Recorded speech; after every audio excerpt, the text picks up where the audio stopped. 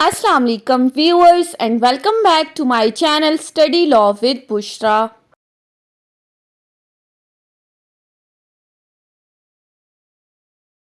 So we were discussing Civil Procedure Code 1908. We have discussed up till section 108. In this video we are going to discuss the topic of appeals to Supreme Court. But before starting the discussion, I request you all to please subscribe to my channel and don't forget to press the bell icon for latest updates. Do share this video with your friends and don't forget to comment your feedback. So let's move towards the discussion. This topic is explained from section 109 till section 112 of CPC.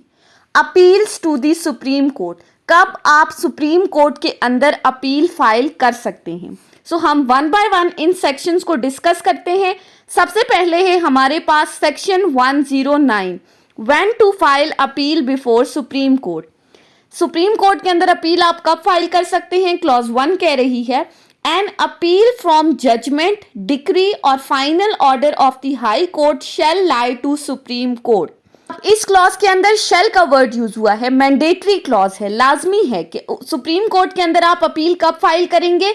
High court के किसी भी final order, judgement या decree के खिलाफ आप supreme court में appeal file कर सकते हैं. कभी भी लोअर कोर्ट के फैसले के खिलाफ आप सुप्रीम कोर्ट में नहीं जाएंगे. सो याद रखना है, हाई कोर्ट ने अगर कोई भी डिक्री पास की है, जजमेंट या फाइनल ऑर्डर, तो उसके अगेंस्ट आप जा सकते हैं सुप्रीम कोर्ट में. बट किन सिचुएशंस में जा सकते हैं, फर्दर कुछ कंडीशंस बताई गई हैं.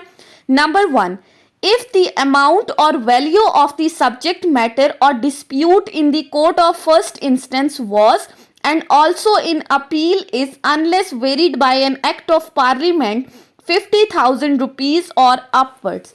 अब पहली बात बता दी कि जो भी अमाउंट या वैल्यू है subject matter of the suit की, वो सूट जो आपने अपनी कोर्ट ऑफ फर्स्ट इंस्टेंस में फाइल किया है या फिर उसी सूट के अगेंस्ट आप अपील लेकर गए हैं हाई कोर्ट के अंदर, तो उस सूट का जो सब्जेक्ट मैटर है उसकी वैल्यू कितनी होनी चाहिए. या तो 50,000 रुपीज होनी चाहिए या फिर 50,000 रुपीज से ज्यादा होनी चाहिए. तब आप अपील लेकर जा सकते हैं सुप्रीम कोर्ट के अंदर. अगर तो सब्जेक्ट मैटर की अमाउंट 50,000 से कम है तो आप सुप्रीम कोर्ट में अपील फाइल नहीं कर सकते. सो पहली बात आ गई, amount of subject matter should be 50,000 और अबव 50,000. फर्दर इस क्लॉज में क्या कहा है, एंड द जजमेंट, डिक्री और final order appealed from has varied और set aside the judgement, decree और final order of the court immediately below. या फिर सेकेंड चीज कि हाई कोर्ट ने जो उससे लोअर कोर्ट है, यानी कि कोर्ट ऑफ फर्स्ट इंस्टेंस जिसमें आपने सूट फाइल किया है, उस कोर्ट के सुनाए गए फैसले, डिक्री या फिर जजमेंट को सेट असाइड किया है. यानी कि जब लोअर कोर्ट ने फैसला दिया, कोई डिक्री दी, आप उसके अगेंस्ट अपील लेकर गए हाई कोर्ट में, तो हाई कोर्ट ने उस लोअर कोर्ट के फैसले को या तो वेरी किया या सेट असाइड किया या उसको किसी भी तरह से उसमें कोई भी चेंजेस की, तो तब आप अपील लेकर जा सकते हो. अगर हाई कोर्ट लोअर कोर्ट के फैसले को कंफर्म कर देती है तो फिर तो अपील सुप्रीम कोर्ट में लाए नहीं करेगी. सो जरूरी है कि हाई कोर्ट ने लोअर कोर्ट के फैसले को सेट असाइड किया हो, उसमें कोई चेंजेस की हो, तो तब आप अपील लेकर जा सकते हैं सुप्रीम कोर्ट में. Secondly, if the judgment, decree or final order involves directly or indirectly some claim or question respecting the property or the like amount or value, and judgment, decree of the final order appealed from has varied, set aside the judgment, decree or final order of the court immediately below.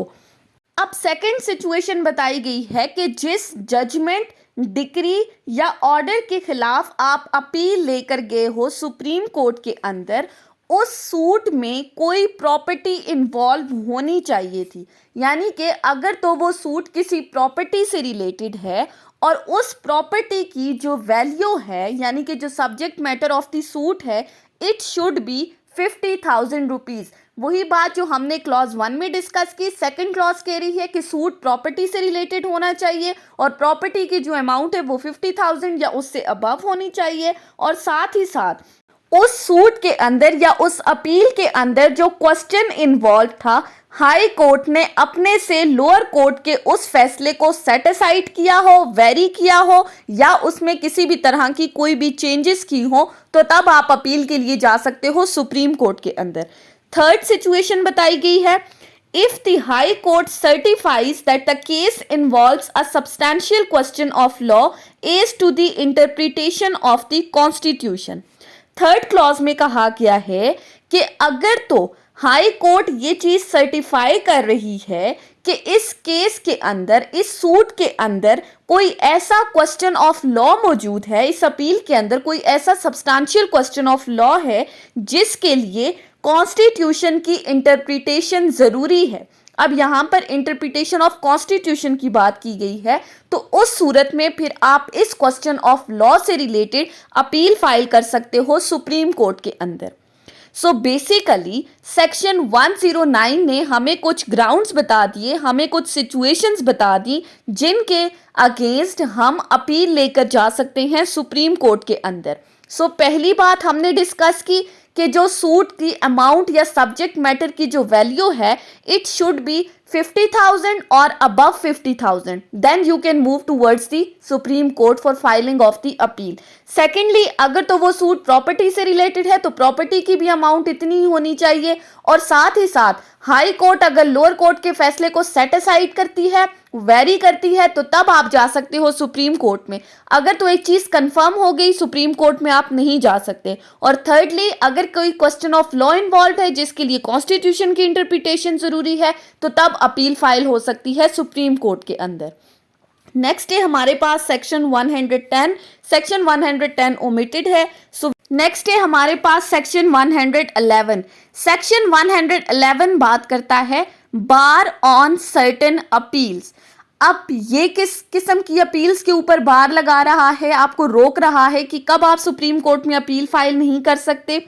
So section 111 states that notwithstanding anything contained in section 109, कि अभी तक section 109 में जो हमने चीजें discuss की हैं उनको तो बिल्कुल एक साइड पे रखते हैं, उनसे हटकर no appeal shall lie to supreme Court. Shall का वर्ड यूज हुआ है, मैंडेटरी क्लॉज है कि सुप्रीम कोर्ट में कब आप अपील फाइल नहीं कर सकते। सो आगे कुछ सिचुएशंस बताई गई हैं। नंबर 1, फ्रॉम द डिक्री और ऑर्डर ऑफ द वन जज ऑफ द हाई कोर्ट। अगर तो हाई कोर्ट के किसी एक जज ने, किसी सिंगल जज ने कोई डिक्री या ऑर्डर पास किया है, और ऑफ वन जज ऑफ द डिवीजन कोर्ट, या फिर हाई कोर्ट के डिविजनल बेंच में अगर एक एक से फैसला आ गया है, दोनों जजेस ने अलग अलग कोई फैसला सुनाया है, तो तब आप सुप्रीम कोर्ट में अपील फाइल नहीं कर सकते। और ऑफ द 2 और मोर जजेस ऑफ सच हाई कोर्ट, या फिर हाई कोर्ट के 2 या 2 से ज्यादा जजेस ने कोई जजमेंट, डिक्री या ऑर्डर पास किया है, और of the division court constituted by 2 or more judges of the high court where such judges are equally divided in opinion and do not amount in number to a majority of the whole of the judges of the high court at the time being। अब simply इसमें यह बताया गया है कि अगर तो high court का कोई डिवीजन बेंच था जिसमें लेट्स सपोज 4 जजेस इन्वॉल्व हैं और इक्वल नंबर है जजेस का, यानी कि 2 जजेस ने एक फैसला दिया है, 2 जजेस ने दूसरा फैसला दिया है, कोई भी मेजॉरिटी नहीं है, फैसला मेजॉरिटी ने नहीं दिया, इवन नंबर ऑफ द जजेस हैं, तो फिर जहां पर जजेस इक्वल हैं उनका फैसला भी 2-2 से आ रहा है, 2-1 से नहीं आ रहा, मेजॉरिटी नहीं है जजेस की, तो फिर आप उन सिंगल जज के अगेंस्ट या फिर आप उन 2-2 जजेस के फैसले के अगेंस्ट सुप्रीम कोर्ट में नहीं जा सकते। सुप्रीम कोर्ट में अपील फाइल करने के लिए जरूरी क्या है कि जजेस का फैसला मेजॉरिटी से आया हो, जहां पर मेजॉरिटी होगी तब आप फैसले को चैलेंज कर सकते हो, अदरवाइज नहीं।